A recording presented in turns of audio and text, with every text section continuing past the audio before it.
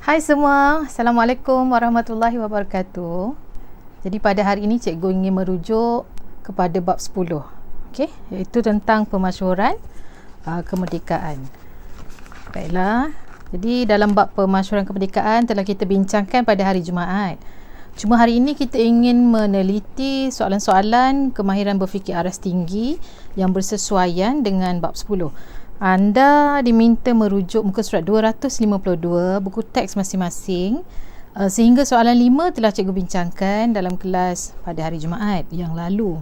Jadi pada hari ini kita akan pergi kepada soalan yang ke-6, iaitu berdasarkan petikan. Petikannya adalah parti-parti politik itu walaupun mempunyai fahaman yang berlainan dengan perikatan, tetapi mereka bertujuan sama, iaitu memperjuangkan kemerdekaan tanah Melayu. Jadi ini adalah petikan ucapan Tunku Abdul Rahman. Soalannya, pada pendapat anda, mengapakah Tunku Abdul Rahman memberikan ucapan sedemikian? Ini adalah soalan 6A. Untuk soalan yang tersebut, antara isi jawapan yang boleh kita terima pakai ialah yang pertama, meraihkan perbezaan pendapat dalam pelbagai parti politik. Jadi mengapa Tunku Abdul Rahman memberikan ucapan sedemikian? Tunku Abdul Rahman memberikan ucapan sedemikian kerana meraihkan perbezaan pendapat dalam pelbagai parti politik. Jadi ini kita dapat satu fakta. Yang kedua, selain itu, Tunku Abdul Rahman juga menghargai perjuangan kemerdekaan walaupun dalam parti politik yang berbeza. Itu adalah poin yang kedua.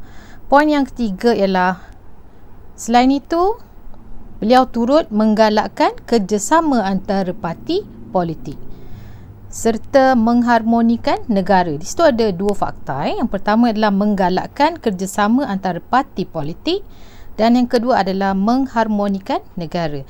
Seterusnya, Tunku Abdul Rahman memberikan ucapan sedemikian adalah untuk menggalakkan semua pihak meraihkan hari kemerdekaan negara. Walau bagaimanapun, apa-apa sahaja yang diberikan dan yang anggap munasabah juga diterima bagi soalan tersebut.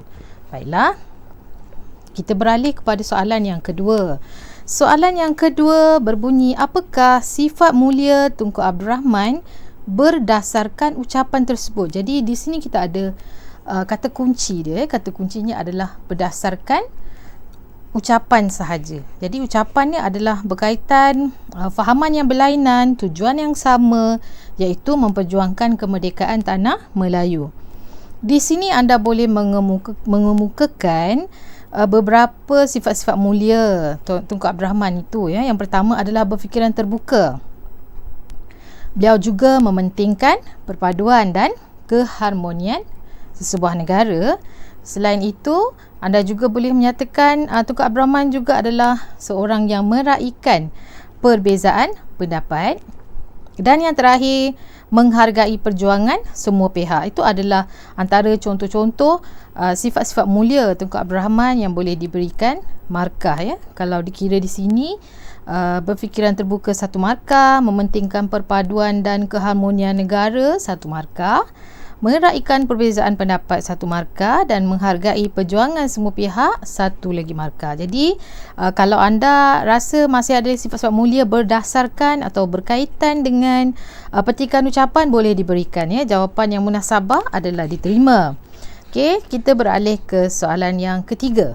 Mengapakah semua parti politik perlu meraihkan hari kemerdekaan negara kita tanpa mengira ideologi masing-masing? Jadi tak ada kira ideologi, semua kena meraihkan hari kemerdekaan.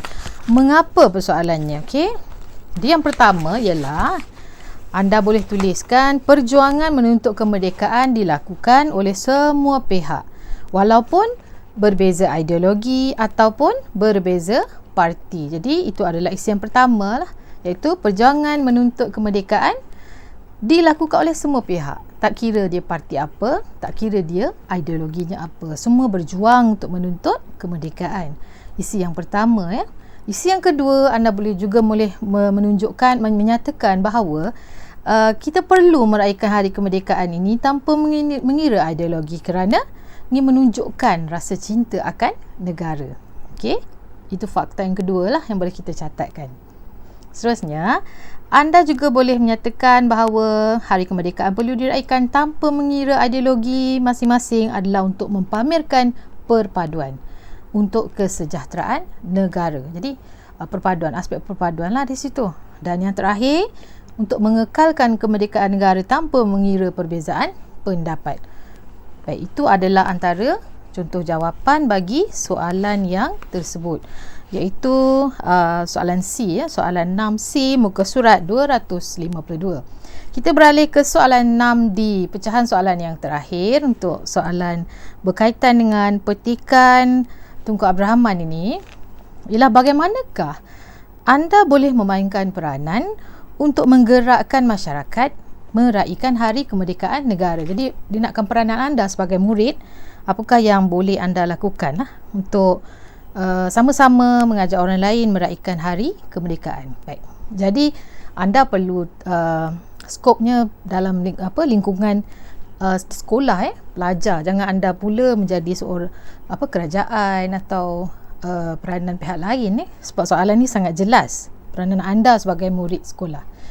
Antara contoh jawapan yang boleh kita terima ialah anda boleh mengadakan kempen menggalakkan rakan-rakan meraihkan hari kemerdekaan, kempen di sekolah melalui persatuan di sekolah.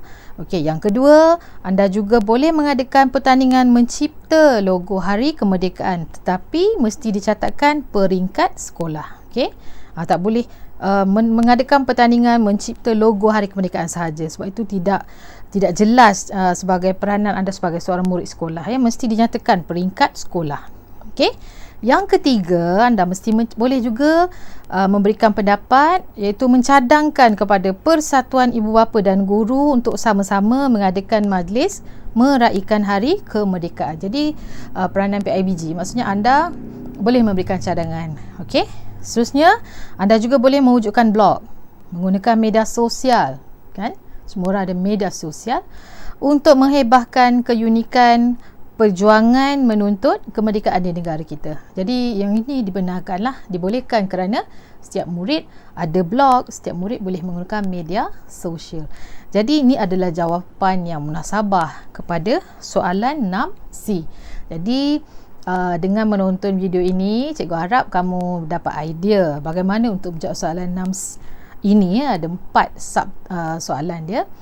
Walau bagaimanapun, cikgu sangat meraihkan sekiranya anda ingin menambah mana-mana poin yang munasabah. Okey, sila tulis jawapan dan hantarkan kepada cikgu melalui ruangan GC, ataupun yang terbaiknya lah melalui GC lah. Okey, dengan menghantar menggunakan Word, Microsoft Word, atau bagi yang ada masalah komputer, anda boleh juga menulis tangan dalam kertas. Jadi tulisan yang boleh difahami dan hantar kepada cikgu lah untuk cikgu semak. Okey, kita berjumpa lagi untuk video yang kedua.